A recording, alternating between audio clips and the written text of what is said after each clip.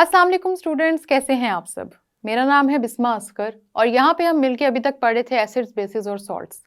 हमने एसिड और बेसिस के जब कैरेक्टर की बात की तो हमने ये भी बात की थी कि पीएच स्केल का होना बहुत ही इंपॉर्टेंट है, क्योंकि पीएच स्केल आपको बताता है कि एसिड की स्ट्रेंथ कितनी है और बेस की स्ट्रेंथ कितनी है।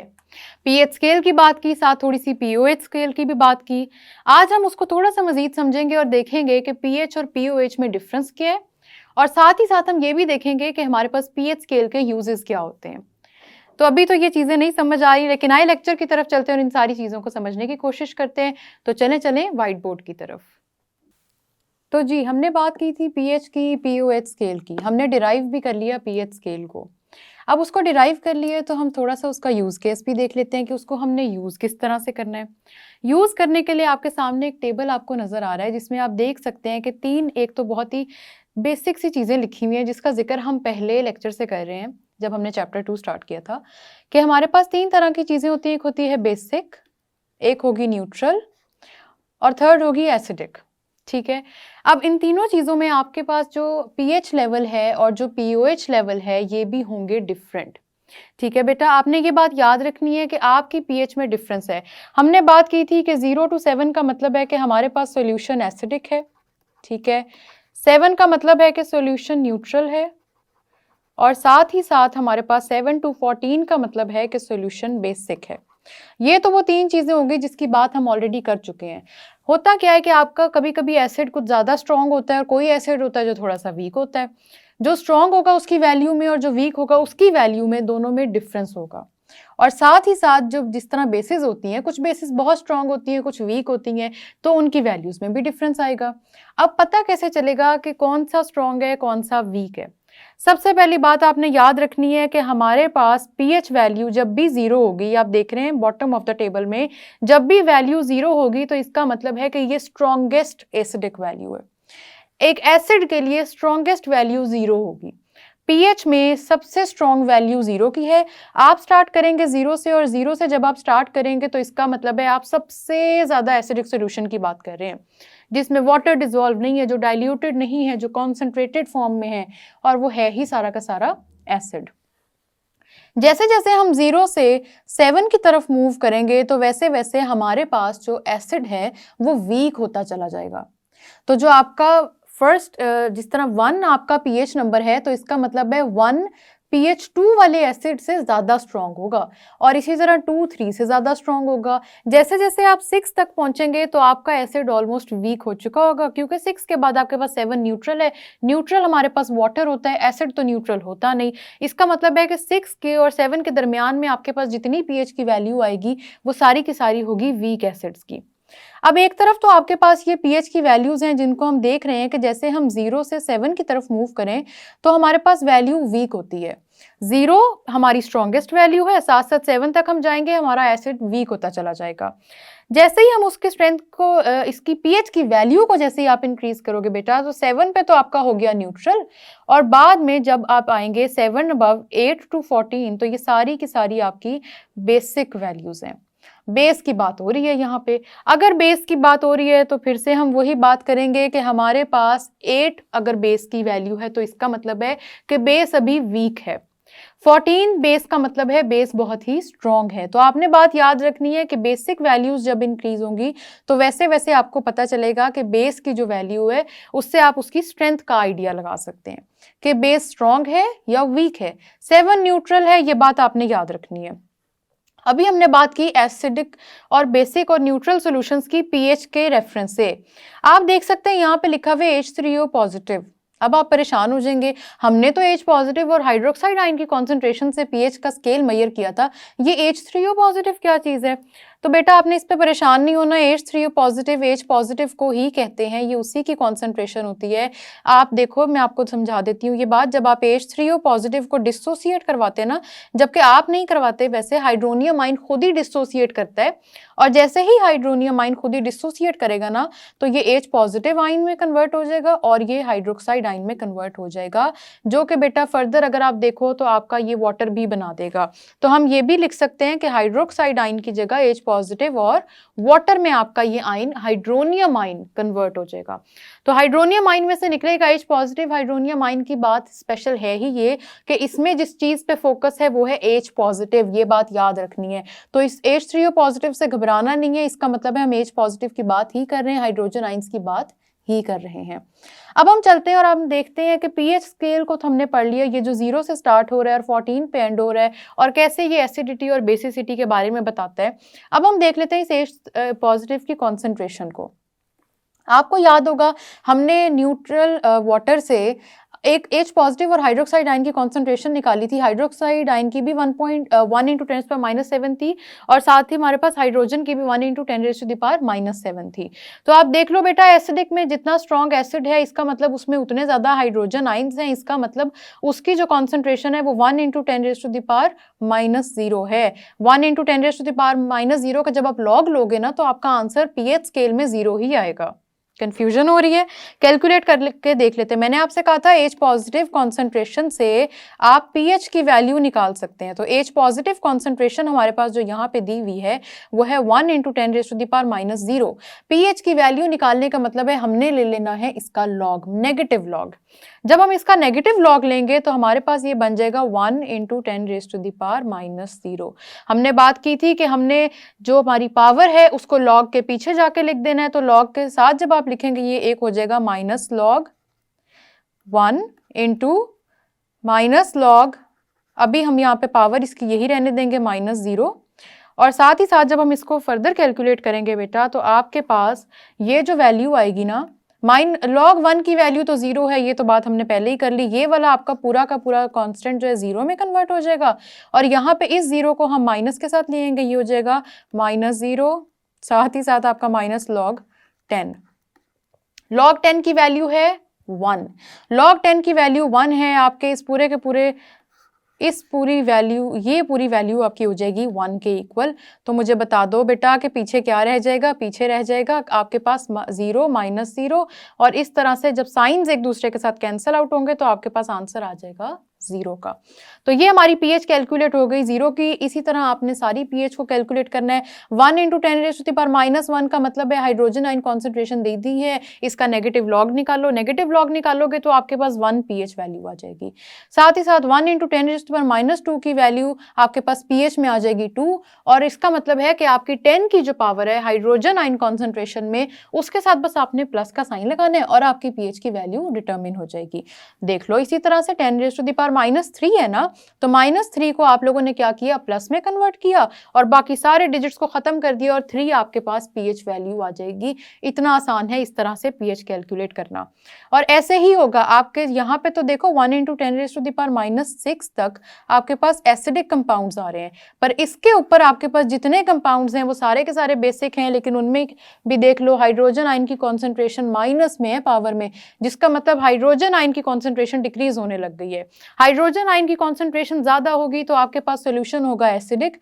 H पॉजिटिव अगर ज्यादा है तो सोल्यूशन होगा एसिडिक, और अगर आपके पास H पॉजिटिव आयन्स कम है तो सोल्यूशन हो जाएगा बेसिक। ये बात याद रखनी है।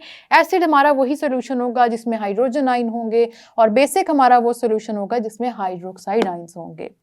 अब हमने इस स्केल की बात कर ली जो हमारे लेफ्ट हैंड साइड पे गिवन था H3O पॉजिटिव, जिसको मैंने आपको बता दिया H पॉजिटिव ही है, कंफ्यूज नहीं होना। इसकी बात हमने कर ली, साथ ही साथ हमने पीएच स्केल की बात कर ली। अब हम चलते हैं पीओएच की तरफ, क्योंकि पीओएच किस लिए था? हाइड्रोक्साइड आयंस के लिए। हाइड्रोक्साइड आयंस किस में होते हैं? बेस में होते हैं। ठीक है, तो अब आप को मैं लेके चलती हूँ पीओएच की तरफ, और जब हम पीओएच की तरफ जाएंगे तो मैं आपको बता दूं कि पीएच का सारी की सारी वैल्यूज ऑपोजिट कर दो, आपका पीओएच स्केल बन जाएगा। पीएच में अगर वैल्यू आपकी, गौर से सुनिए मेरी ये बात आपने बेटा, पीएच में अगर आपकी वैल्यू है 0 तो पीओएच में आपकी वैल्यू हो जाएगी 14, क्योंकि ये एक दूसरे के ऑपोजिट चलेंगे। देख लेते हैं, पीएच की वैल्यू देखो 0 लिखी हुई है, आगे पीओएच की वैल्यू देखो लिखी हुई है 14। इसी तरह 1 पीएच है तो 13 है, एक एक नंबर 14 से हम डिक्रीज करेंगे और दूसरी तरफ इंक्रीज करते जाएंगे।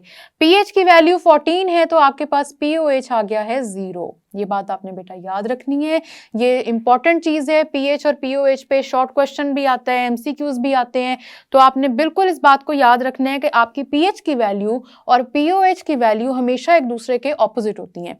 पीएच अगर 0 से स्टार्ट होगा तो आपका पीओएच वहां पे 14 से स्टार्ट हो रहा होगा, तो ये स्केल ऑपोजिट हो जाएंगे।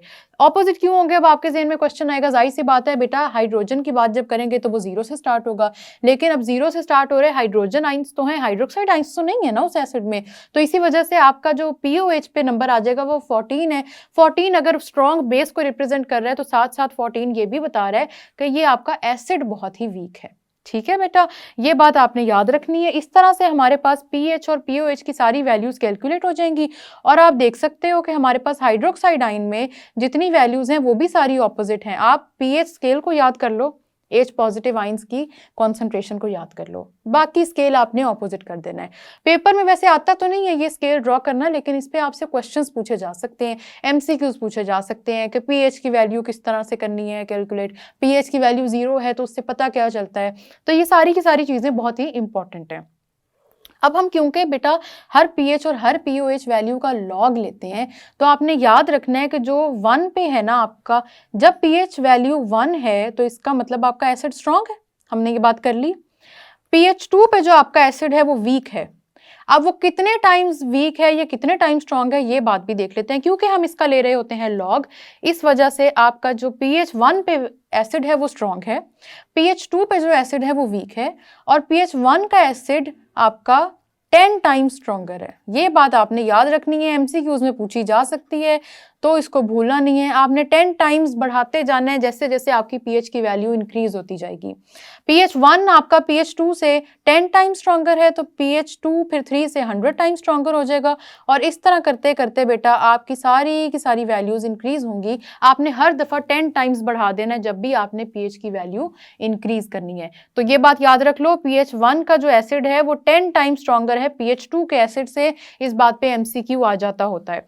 पूरा का पूरा टेबल हमने कर लिया, आपने बस इसी तरह से इसका क्या करना है कि पीएच की वैल्यू समझ लो, पीएच का कॉन्सेप्ट ले लो, पीओएच आपने बस उसका ऑपोजिट कर देना है। हाइड्रोजन आयन जिधर ज्यादा होंगे वहां हाइड्रोक्साइड आयन कम होंगे, क्योंकि एसिड की बात करो तो एच पॉजिटिव तो आपको नजर आएंगे, हाइड्रोक्साइड तो नजर नहीं आएंगे ना। इसी तरह जहां हाइड्रोक्साइड आयन ज्यादा होंगे, मतलब बेस की बात करेंगे, तो वहां हाइड्रोजन आयन हो जाएंगे बहुत ही कम। तो इस तरह से हमने बेटा इस पूरे के पूरे टेबल को समझ लिया। आप देख लो यहाँ पे भी लिखा हुआ है मोर एसिडिक, का मतलब है आपके 0 की तरफ ज्यादा एसिडिटी आ रही है और 14 की तरफ बेसिसिटी करेक्टर बढ़ रहा है। अब हमने पीएच स्केल की बात की, पीओएच की बात की, तो जरा ये भी बात कर लेते हैं कि ये यूज किधर होते हैं और कहाँ कैसे हम इनको यूज कर सकते हैं। सबसे पहला use, without question it goes, जाहिर सी बात है बेटा आपने क्यों यूज करना है पीएच और पीओएच को, ताकि आपको पता लग सके कि कोई भी सॉल्यूशन कितना एसिडिक है और कितना बेसिक है। मैंने आपको बताया था लिटमस आपको सिर्फ ये बताता है कि सॉल्यूशन एसिडिक है या बेसिक है, वो आपको एसिड और बेस की स्ट्रेंथ नहीं देता कभी भी। तो एसिडिक और बेसिसिटी को डिटरमिन करने के लिए आपके पास पीएच की वैल्यू होना बहुत ही ज़रूरी है। साथ ही साथ बेटा आपने मेडिसिन बनानी हो, आपने कोई भी माइक्रोबायोलॉजिकल रिएक्शन करवाना हो या कोई भी और बायोलॉजिकल रिएक्शन कराना हो, तो आपने याद रखना है कि पीएच और पीओएच की वैल्यूज़ हमारे पास बहुत इंपॉर्टेंस रखती हैं। उसकी वजह यह है कि जब आपके जब भी एसिडिटी या बेसिसिटी में फ़र्क आएगा ना, तो आपके जितने रिएक्शंस हैं उनमें चेंज आ जाएगा। जैसे कि बेटा आपके सारे के सारे माइक्रोबियल एक्टिविटी जो होती है, माइक्रोबियल एक्टिविटी में चेंज आ जाएगा। आपके सेलुलर लेवल पे जो रिएक्शंस हो रहे हैं वो सारे डिफरेंट होंगे, तो वो सारे के सारे आपकी पीएच और पीओएच पे बेस कर रहे होते हैं, उसके ऊपर डिपेंड कर रहे होते हैं। अगर आपने पीएच कैलकुलेट सही तरह नहीं की, पीओएच सही तरह कैलकुलेट नहीं किया, आप ये मत सोचें कि आपका जो रिएक्शन है वो सही तरह से प्रोसीड करेगा। और बायोलॉजिकली क्योंकि लिविंग ऑर्गेनिज्म से भी डील किया जा रहा होता है, तो आप इसको मजाक नहीं समझ सकते। हमने बात भी की थी कि हमारा जो पीरियोडिक टेबल है उसको भी हम एसिडिटी और बेसिसिटी के बेस पे डिफ्रेंशिएट करते हैं। इसका मतलब है आपकी पूरी जितनी भी चीज़ें हैं ना, उन सब में पीएच की वैल्यू बहुत इंपॉर्टेंट है। कोई चीज़ ज़्यादा एसिडिक हो गई ना तो वो भी नुकसान देगी, एसिड्स इतने फ्रेंडली तो है नहीं, और अगर कोई चीज़ ज़्यादा बेसिक होगी तो आपको तो एसिडिटी में ज़्यादा चाहिए होगा ना, आप चाहते हैं एसिड हो, कोई अच्छा सा एसिडिक रिएक्शन आए, लेकिन आपने पीएच चेक नहीं की, वो बेसिक सॉल्यूशन था, तो अब आपको अपनी मर्जी का रिएक्शन नहीं मिलेगा।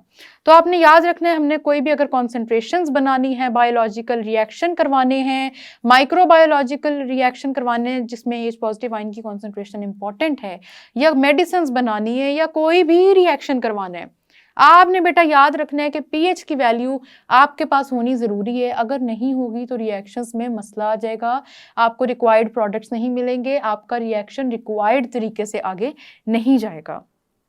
तो ये बात आप सबने याद रख लेनी है और इस तरह से आपने इसको रिमेंबर रखना है, याद रखना है बेटा।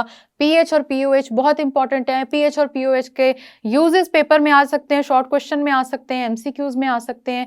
तो याद रख लो, सेल्यूलर रिएक्शंस हो जाएं, कोई भी रिएक्शन सेल्यूलर लेवल पे हो, आपके पूरे ऑर्गेनिज्म में हो, उसमें भी बहुत इंपॉर्टेंट है। आपको याद होगा हमने बात की थी, स्टमक में भी एसिडिटी बढ़ जाए तो ये अच्छा नहीं होता, उसका रिएक्शन हो जाता है, उसका सोल्यूशन ढूंढना पड़ता है। तो हमारे पास एसिडिटी और बेसिसिटी का जो कैरेक्टर है ना, उसका एक बैलेंस होना बहुत इंपॉर्टेंट है और वो चीज़ आपको पीएच बताती है। तो जी स्टूडेंट्स, आपने देखा कि पीएच को हम किस तरह से डिटरमिन करते हैं, कैसे पता लगता है कि कोई सोल्यूशन कितना एसिडिक है और कितना बेसिक है। पीओएच भी हमें कुछ उसी तरह की इंफॉर्मेशन दे रही होती है, लेकिन पीओएच को तो हम तब देखेंगे जब हमारे पास बेसिस होंगी।